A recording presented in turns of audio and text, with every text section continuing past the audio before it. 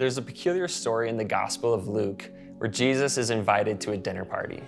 This wasn't just any dinner party. It was a black tie affair filled with all of the most important people, the religious elites. Jesus, who was always working to subvert the systems of power, does three shocking things during this banquet. On his way to dinner, he steps aside to heal a man on the Sabbath, which was against the law. Now, considering he was with the people who made the law, you can imagine how this made them feel.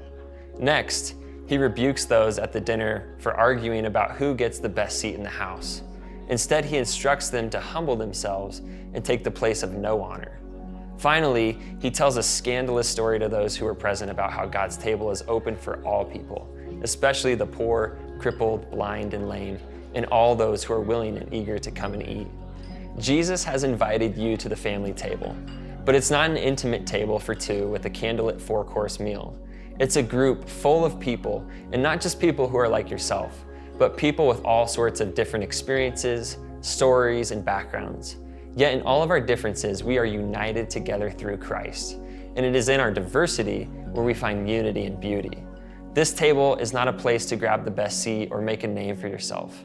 Rather, you climb the ladder of humility and take the seat of no honor, giving yourself in humble service to your neighbor. God's table is a place for dialogue. It's a place to give and receive love, where we lean upon each other in the difficulties of life and celebrate each other in the joys. His table has an abundance of food, so find a seat and let's eat. Thanks for joining us for week 2 of our Welcome to the Family study. Last week, we talked about making our home in God by discovering who you are in relationship with God. And throughout the week, we practiced intentionally being with Jesus in our day-to-day activities. This week, we will turn our journey outward and discover who we are in relationship with each other. At Red Rocks Church, we believe you are created to be in relationship with God and with each other. The Bible is full of stories of people who are drawn together around the table because of Jesus. And as you participate in a group, our hope is you will find connection and experience the love of Christ through one another. However, we know there will be people who are different from you, but our transformation is not simply an individualistic matter. We need each other. The love of God draws us from isolation into community, where our lives meet and our stories become intertwined. Your pain becomes my pain. Your celebration becomes my celebration. Our lives are established in solidarity with one another as we experience the love and presence of God through each other. You cannot do this alone. We need each other. Let's gather around the family table. The prayer this week will end with a written prayer about community. If it feels a little unfamiliar to you, that's okay. Written prayers are all throughout the Bible, and much like the songs we sing, they bind us together in unity and give us a common purpose as we pray them together. Pause and be still for a moment. Breathe deeply for a few breaths.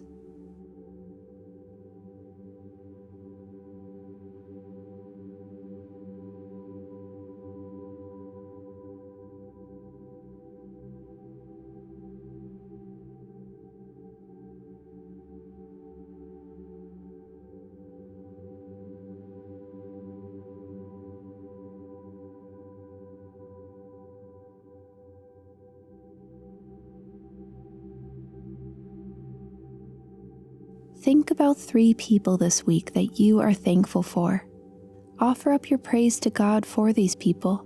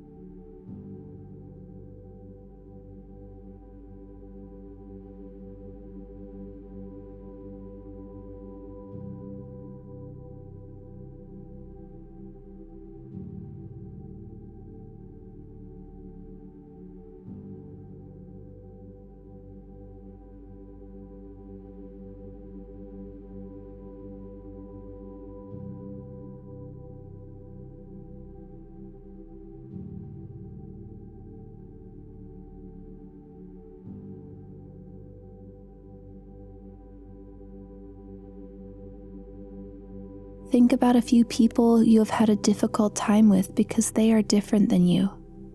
Pray about the ways God is leading you to love them, even in their differences.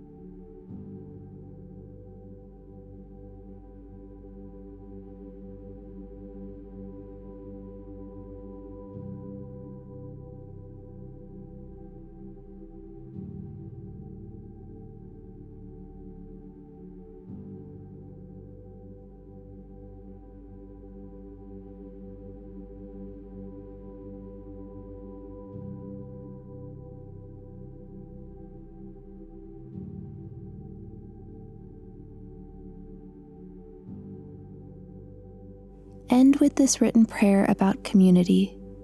You alone, O God, by your gracious and life-giving Spirit, have the power to knit our imperfect hearts, our weaknesses, our strengths, our stories, and our gifts to one another. Unite your people and multiply our meager offerings, O Lord, that all might resound to your glory. Let all that we do here in our brief lives, in our brief moments to love, in the work you have given for this community, grow into a beautiful foretaste of your kingdom. Luke 24, verses 13 through 31. Now that same day, 2 of them were going to a village called Emmaus, about 7 miles from Jerusalem. They were talking with each other about everything that had happened.